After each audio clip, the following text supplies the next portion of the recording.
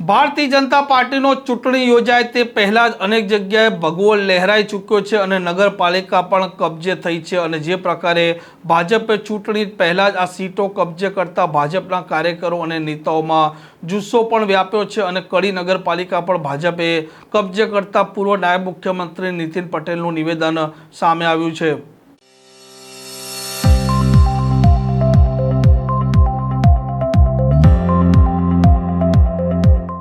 નમસ્કાર, આપ જોઈ રહ્યા છો હોટલાઇન ન્યૂઝ અને હું છું આપની સાથે તોફિક ગાંચી। ગુજરાતમાં સ્થાનિક સ્વરાજની ચૂંટણીઓ 10,000 સીટો છે તેના પર યોજાવા જઈ રહી છે। ગઈકાલે નામાંકન દાખલ પણ થઈ ચૂક્યા છે અને 15 તારીખ સુધી આ ફોર્મ પરત ખેંચવાનો અંતિમ દિવસ છે અને તેના વચ્ચે અનેક એવા દાખલાઓ સામે આવ્યા છે જેમાં વિપક્ષ એટલે કે કોંગ્રેસ, આમ આદમી પાર્ટી કે અપક્ષના ઉમેદવારોએ દાવેદારી નહોતી કરી એવી 100થી વધારે સીટો છે તેના પર ભારતીય જનતા પાર્ટીના ઉમેદવારો બિનહરીફ જાહેર થયા છે અને કડી નગરપાલિકા પણ ભાજપે કબજે કરી છે કેમ કે વિપક્ષ દ્વારા કોઈપણ પ્રકારના 22 સીટો પર ઉમેદવારો મૂકવામાં નહોતા આવ્યા અને તે કારણસર કડી નગરપાલિકામાં ભાજપનો ભગવો પણ લહેરાયો છે અને આ મામલે પૂર્વ નાયબ મુખ્યમંત્રી નીતિન પટેલનું નિવેદન પણ સામે આવ્યું છે।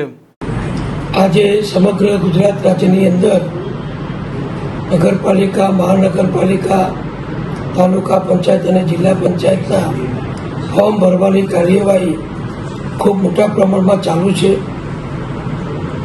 અમારા ભારતીય જનતા પક્ષ દ્વારા કડી શહેરમાં 36 ઉમેદવારો માટે પક્ષનો મેન્ડેટ આપવામાં આવેલો અને મને આનંદ છે કે મારી માહિતી પ્રમાણે આજે ફોર્મ ભરવાના દિવસે ફોર્મ ભરવાનો સમય 3 વાગે પૂર્ણ થતાં જુદા જુદા વોર્ડોની અંદર જે કડીમાં 36 સીટમાંથી જે ફોર્મ ભરાયા છે એમાં અમારા ભારતીય જનતા પક્ષના 21થી 23 ઉમેદવારો બિનહરીફ ચૂંટાયેલા જાહેર થશે।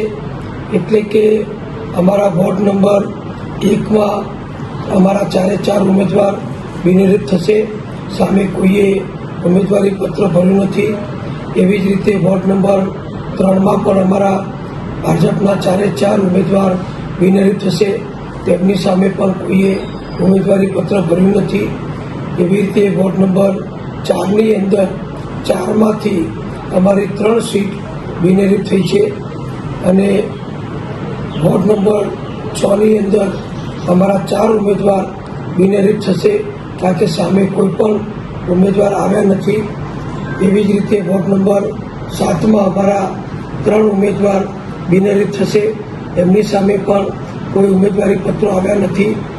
એવી રીતે વોર્ડ નંબર 8ની અંદર અમારા 3 ઉમેદવાર બિનહરીફ થશે, એમની સામે પણ કોઈ ઉમેદવારી પત્ર આવ્યા નથી। અને વોર્ડ નંબર 9માં અમારા 2 ઉમેદવાર બિનહરીફ થશે કારણ કે બીજા 2 સીટોના ઉમેદવારી પત્રો કોઈએ ભર્યા નથી। આમ કડીના કુલ 9 વોર્ડની જે 36 સીટો છે એ 36 સીટોમાંથી આજે ફોર્મ ભરવાના દિવસે ભારતીય જનતા પક્ષના અમારા 23 ઉમેદવારો સામે કોઈ પક્ષે, અપક્ષે, કોઈ પાર્ટીએ ફોર્મ ભર્યા નથી।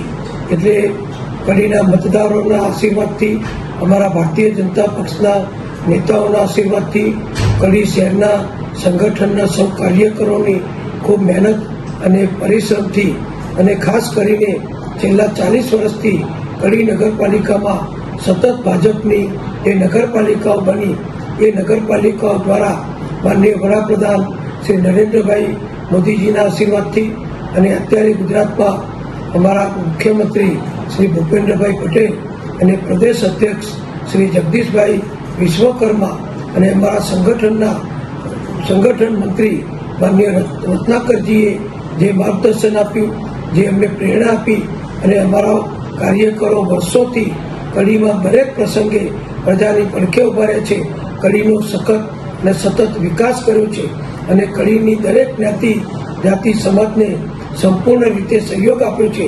એટલે બધા જ મતદારોએ અમારા ભારતીય જનતા પક્ષના ઉપર, સંગઠન ઉપર, અમારી નેતાગીરી ઉપર વિશ્વાસ વ્યક્ત કરી અને અમને 36માંથી 23 સીટો આજે પ્રથમ દિવસે જ બિનહરીફ આપી છે।